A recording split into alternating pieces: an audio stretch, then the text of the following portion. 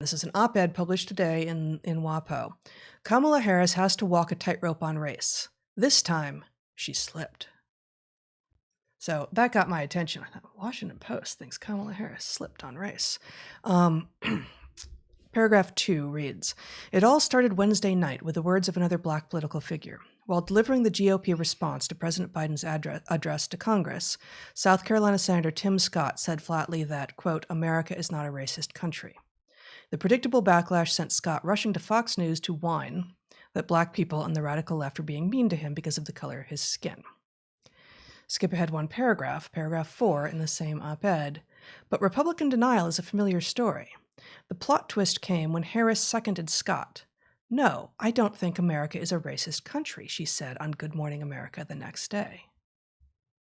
Our vice president said she doesn't think this is a racist country. You know what Michael Kinsley defines a gaffe as? No. When a politician tells the truth. Well, I don't know if Harris thinks it was a gaffe. I said off script because that was my imagining, because certainly that is not the rhetoric that we heard from her during the campaign. Nope. At all. But that is one of the few hopeful notes that I find this week of like, she said what now on national television? That strikes me as potentially very good news. Well, I mean, you just don't like good news. There's an album for people like me. Is there? Yeah, I think the title is "Good News for People Who Like Bad News" or something like that. It's a Modest Mouse. Anyway, the problem here is that the person in question is cynical. And yes, maybe she's come around to speaking the truth. You know, it's not that there's not racism in the country, but it's not a racist country. And, you know, we do better over time. But I don't know that until recently.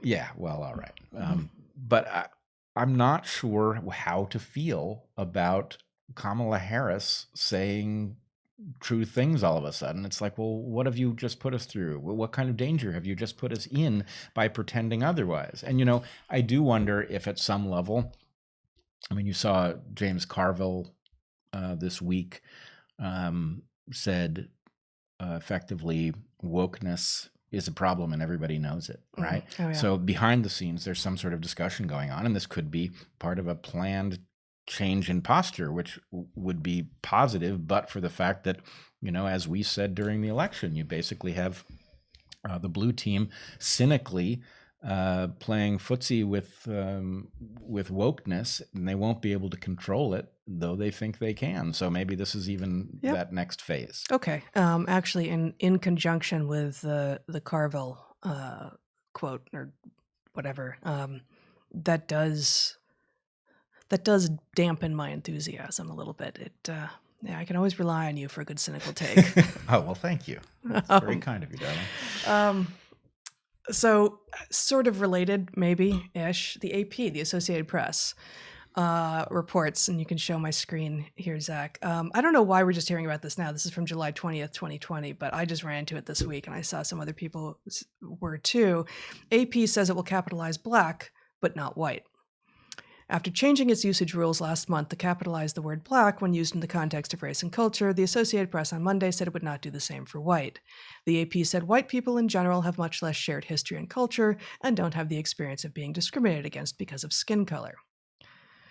So, okay, don't have the experience of being discriminated against because of skin color. True. So, irrelevant to the question of capitalization, obviously. The first part of the sentence, white people in general have much less shared history and culture.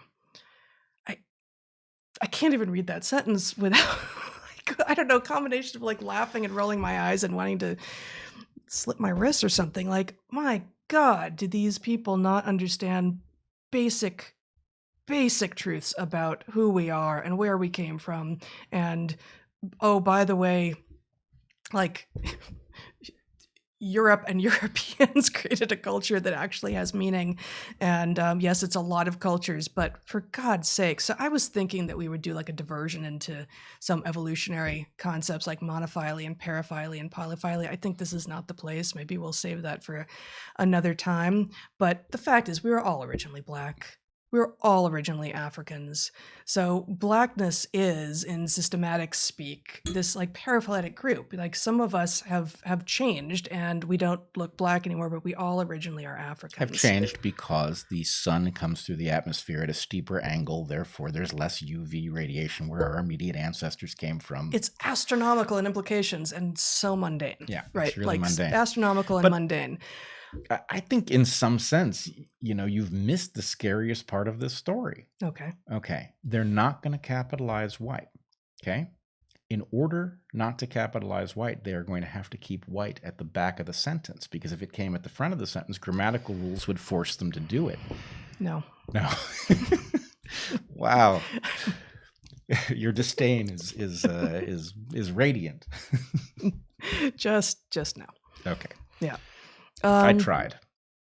The next question is, Harris only speaks the truth at the moment that serves her. She ran on outreach to this exact ilk. Her and her staffers contributed funds to bail for protesters. Her principles are a weather vane blown by ego and greed. And this is basically what you were arguing, and I had this, naive optimism. And before I read that question, I was actually going to say, yeah, you know what, you're right. I'm actually surprised that I was hopeful in light of what I have seen from her in the past. But I think actually the reason that I do take it as hopeful in one way is, politicians will politic, that she's going to do what she does. I would love it if there was actually a total change of heart, but I don't expect that from her. So that's not what I was hopeful about. Like, oh, maybe she's becoming, the vice president we all want and deserve. I don't expect that to be the case. I thought that it could mean, and this is consistent with the idea that Carville said something very similar this week, that actually they're seeing the writing on the wall, and that basically the Democratic Party does have the capacity to pull the ripcord on wokeness, potentially. They actually do. And so, we're going to move on from biological reality in the name of postmodernism.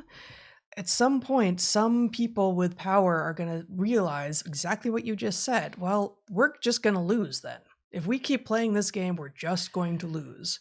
And the sooner people who are wielding power see that, cynical though that seeing is, the more likely we can turn this around. Well, I would not want to be those on a segue DNC stalwarts at the point that the army of people with NPR tote bags realize that they've been had by a bunch of people cynically selling them wokeness, because they're going to get a thwacking of some kind. No, they're very agreeable. Yeah, they are. They're too agreeable. But yeah, I don't know. I think the question asker has it exactly right. The way to model these people's behavior and predict it correctly is to imagine that they're completely cynical. And then I would just add to that they're also fools and therefore don't understand. Yes, but again, you're focusing on the individual, and I was saying that my hopefulness was about the societal level response, that we need enough people to be recognizing this to turn this around. Right. Imagine that I don't care about Kamala Harris. But right? Here's the problem. They have empowered this thing. And who? The DNC Sure. and its partners. Mm-hmm. And so anyway, my claim from the beginning has been they don't believe this crap, that they are granted. So, but the other thing I've said is they don't have the power to control it. So watching them wake up is predicted. This is a little earlier than I would have expected, but maybe this is. But you really think they don't have an ability to move the dial? Yeah, I think these people haven't understood the game theory that has driven this thing this far. And so, they've basically thrown gasoline on this fire. And at the point that they realize that they're not so happy with it, they're going to get all they've got is more gasoline. All they've got is more gas. Yep. Well, I hope you're wrong. Yeah, I do too.